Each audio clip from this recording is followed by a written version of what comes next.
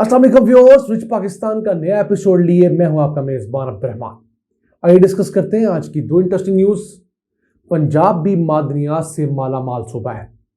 इस सूबे में 20 से ज़ायद अकसाम की मादनियात बाकायदगी से निकाली जा रही हैं। तो अब चनियोट में 1 अरब टन लोहे के ज़खायर की तस्दीक हुई है। इसके अलावा 15 से 60 मिलियन टन कॉपर के ज़खायर का भी अंदाज़ा लगाया गया है। मजमूई तौर पर 8 अरब डॉलर्स के ज़खायर निगरान हुकूमत एक्सप्लोर करना चाहती है और यहाँ पर एक स्टील मिल लगाने के लिए कोशिशें तेज़ कर दी गई हैं। एक अहम डेवलपमेंट है, इसे आपसे शेयर करेंगे और बताएंगे कि इन ज़खायर की हिस्ट्री क्या है, यानी हमने इन ज़खायर से इस्तेफादा करने का कितने सालों बाद, कितनी दिहाइयों बाद सोचा है। इसके अलावा आज की दूसरी खबर, पाकिस्तान में बिजली चोरों के खिलाफ जारी ऑपरेशन में 100 अरब रुपए का फ़ायदा हो चुका है। आज की वीडियो में बताएंगे कि इन लोगों से कैश रिकवरी कितनी हुई और बाकी चीज़ें कितनी और कितने मुलाजमीन गिरफ्तार किए गए बिजली की कंपनियों के, और कितने आम लोग गिरफ्तार हो चुके हैं जो कि बिजली चोर थे। लेकिन पहले चलते हैं चनियोट, जहां पर 1 अरब टन खाम लोहे के ज़खायर और 15 से 60 मिलियन टन कॉपर के ज़खायर की तस्दीक हुई है। वैसे इन ज़खायर की जो मालियत है 8 अरब टन बताई जाती है। इसके अलावा चनियोट के करीब रजोआ का इलाका है, वहाँ पर भी मिलियंस ऑफ टन के आयरन और कॉपर के ज़खायर हैं।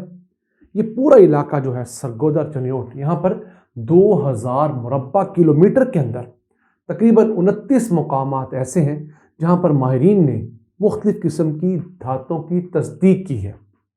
और ये सिर्फ 8 नहीं, कई बिलियन ऑफ डॉलर्स के ज़खायर हैं।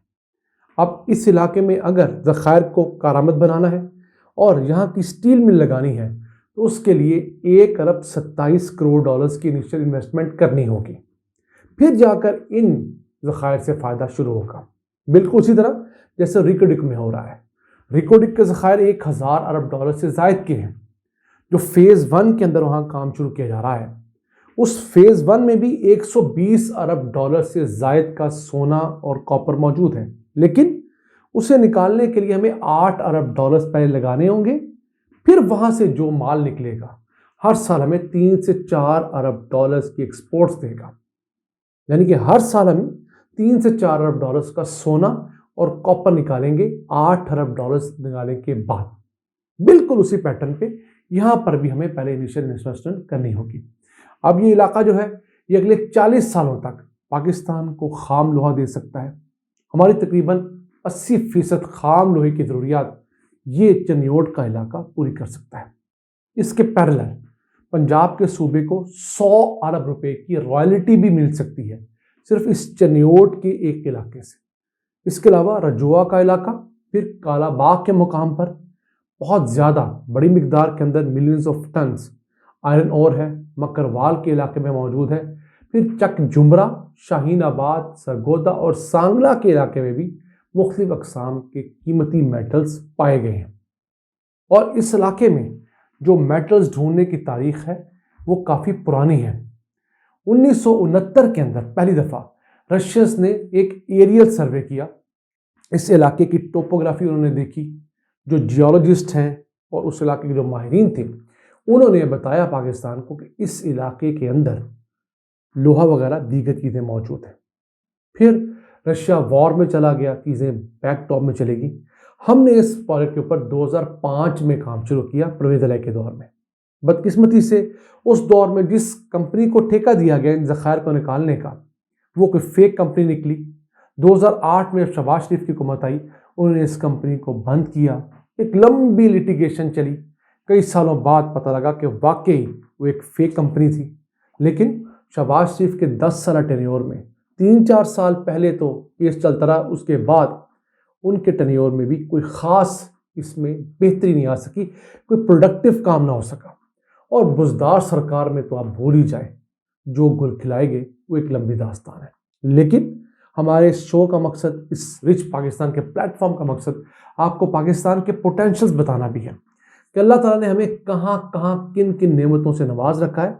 हमारी बदकिस्मतियाँ ये है कि हमने हर नेमत का कमा हक़्क़ुहू बुरा हाल किया है।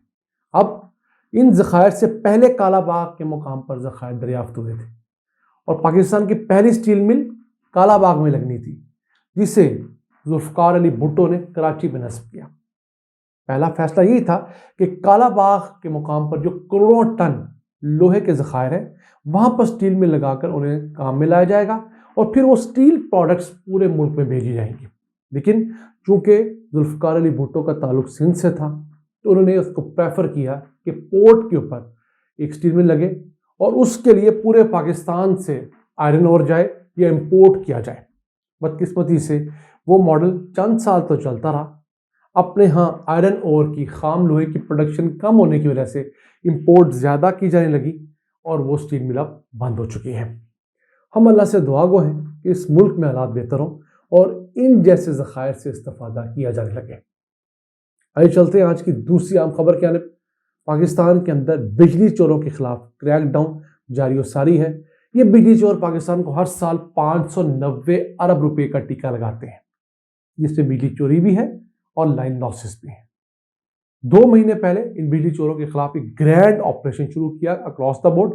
اب تک 100 ارب روپے بچائے جا چکے ہیں، اس میں سے 46 ارب روپے تو بجلی چوروں سے وصول کیے گئے ہیں اور باقی جو 54 ارب روپے ہے ان بجلی چوروں نے جو بجلی چوری کرنی تھی وہ بجلی چوری روک کر بچائے گئے، یعنی دونوں مدوں میں فائدہ کیا جا رہا ہے۔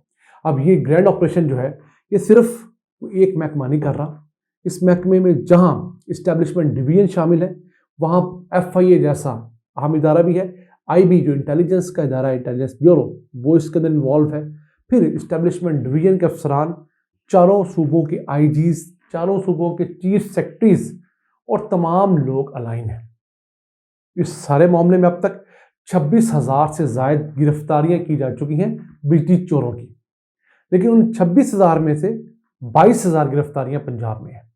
حالانکہ پاکستان میں سب سے کم بجلی چوری پنجاب کے صوبے میں ہوتی ہے، سب سے زیادہ بل پنجاب میں دیا جاتا ہے، لیکن یہاں پر گرفتاریاں اس لیے زیادہ ہیں کہ یہاں پر زیادہ بجلی چوروں کو پکڑا گیا، جبکہ سندھ، خیبر پختونخوا اور بلوچستان میں وہاں کی پولیس نے، مقامی انتظامیہ نے بجلی چوروں پر ہاتھ ہولا رکھا ہوا ہے، ان کو کم پکڑا گیا، اس لیے وہاں پر تعداد صرف مجموعی طور پر 4,000 ہے۔ کچھ بڑی اچھی یہاں پر ایگزامپلز آئی ہیں، جیسے مردان کا شہر جہاں بجلی چوری بہت تھی، 6 سے 12 گھنٹے لوڈ شیڈنگ حکومت اس لیے کرتی تھی کہ بجلی چور بجلی چوری کم کریں اور یہاں پر نقصان کم ہو۔ یہاں پر اسٹرانگ ایکشن کیا گیا تو وہاں پر بجلی چوری مردان شہر کے اندر رک گئی ہے اور مردان شہر کو لوڈ شیڈنگ فری شہر قرار دے دیا گیا ہے۔ 12 گھنٹے کی بجائے 0 گھنٹے لوڈ شیڈنگ ہو رہی ہے، الا یہ کہ کوئی ٹیکنیکل لاس نہ آ جائے۔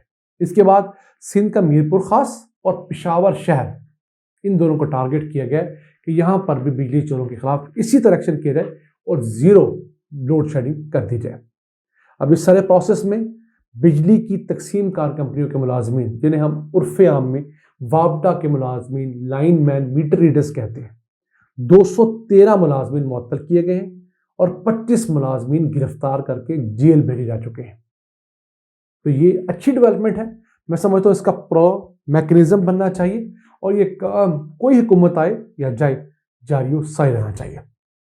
590 ارب روپے کی بجلی چوری میں سے 200 ارب روپے کی بجلی چوری تو خیبر پختونخوا کے سابقہ فاٹا کے اضلاع ہیں اور بلوچستان کے اضلاع اس میں شامل ہیں، تقریباً سارے ہی۔ تو 200 ارب کی چوری تو وہاں ہے، اور یہی وہ چوری ہے جس کی وجہ سے جب یہ لوگ بجلی کا بل ادا نہیں کرتے تو ہم لوگوں کے اوپر زیادہ یونٹ کی کاسٹ ڈال کر بجلی کا بل وصول کیا جاتا ہے۔ ناظرین، یہ تھا آج کا ایپیسوڈ، ہمیں امید ہے آپ کو پسند آیا ہوگا۔ اپنی سجیشنز، اپنی آراء سے ہمیں آگاہ رکھا کریں۔